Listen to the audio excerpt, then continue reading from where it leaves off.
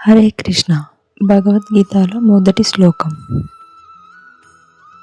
ధృతరాష్ట్ర ఉవాచ ధర్మక్షేత్రే కురుక్షేత్రే సమవేతయుయుత్సవః మామకాః పాండవాశ్చైవ కిమకుర్వత సంజయ.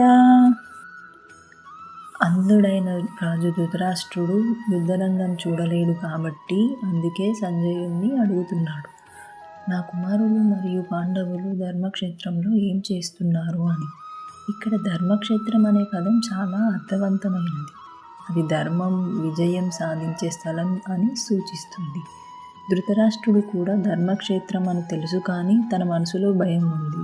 ఎందుకంటే అతని కొడుకులు అధర్మం పక్షంలో ఉన్నారు. దీనిని మనం నిజ జీవితానికి అన్వయించుకోవాలంటే, ఒక తండ్రి ఇద్దరు కొడుకులు ఒక ఆస్తి విషయంలో తగువాడుతుంటే ఊహించుకోండి. ఆ తండ్రి ఒకవేళ అంధుడో లేకపోతే దూరంగా ఉన్నాడు అనుకుందాం. అప్పుడు తనకు ఆందోళన ఉంటుంది కదా, నా పిల్లలు ఏం చేస్తున్నారు అని. అతనికి తెలుసు వారిలో ఒకరు చేసేది తప్పు అన్నారని. అలాగే ధృతరాష్ట్రుడికి కూడా తెలుసు తన కొడుకులు అధర్మాన్ని అనుసరిస్తున్నారని.